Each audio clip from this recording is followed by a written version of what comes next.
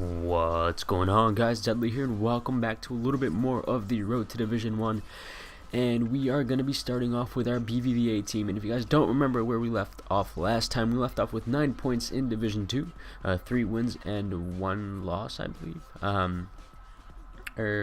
3 wins, 1 loss for a total of 9 points. And we are heading right into the very next match with this BVVA team. And we might start changing up the teams because although we're winning games and we're not exactly like getting destroyed by everyone, I'm not really keeping too much possession with these teams, and that's something that I like to do. And it seems that in this division I'm really struggling to keep possession with the formations that I'm currently using, and it seems like I'm relying a ton on counterattacking.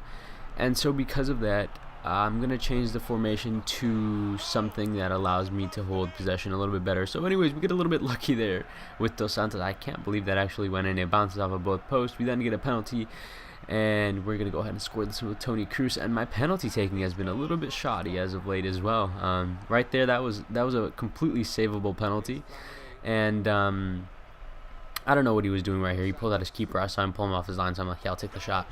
But my penalty taking, my possession, it's all been a little bit bad. So I'm definitely gonna make a few changes to the team, change of formation, probably to the false 9, because the false 9 really allows me to hold on to possession, and I think that's something that I'm struggling to do right now. So I might change the teams to a false 9 formation. That'll get us some new players on the wings and a little bit change of style. But anyways, we get another win, 4-0 win, and we are now 12 points into the division, which means that we can no longer get relegated. So the worst thing that can happen is that we stay in Division 2, and we head into the very next match, which is a very good looking BPL team. And this game was tough. This game was tough, although you're probably thinking like, what just happened there? He pulled out his keeper. I figured I could probably run past him, and that's exactly what happened. That was a little bit of a gamble. He could have just as easily taken the ball away from me. But I run past his keeper, then a nice little chip ball. He messes up. He probably panicked, pressed A too early to pass it off, and Benzema's through on goal to make it 2-0 in the 45th minute. And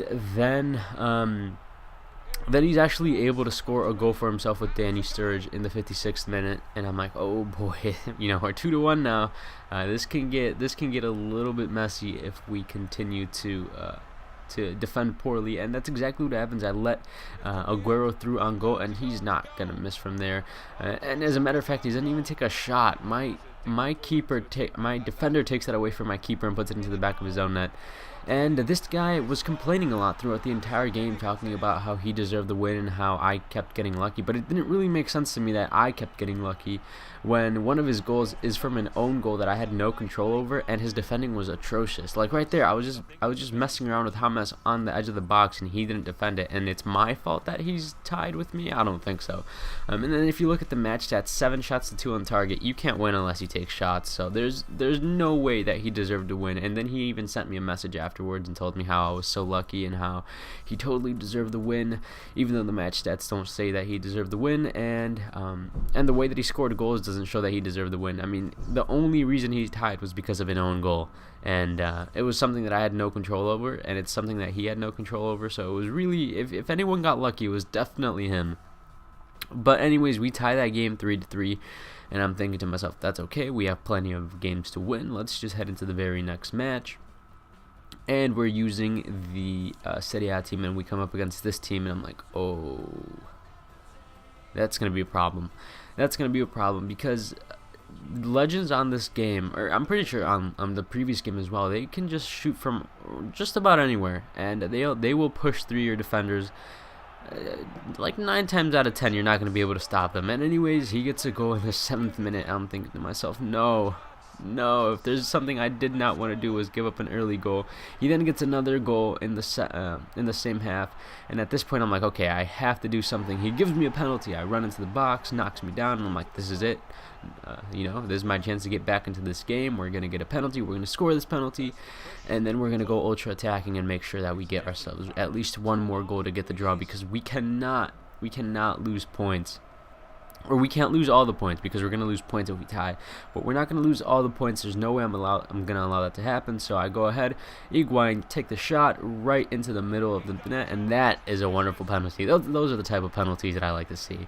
Later on into the game, I get a little bit lucky with the way the ball deflects. Nice little passing. And Tevez I think it was Tevez, yeah, Tevez just decides he's going to score that one from that angle. So it's 2-2, 14 points, and we have 2 games left.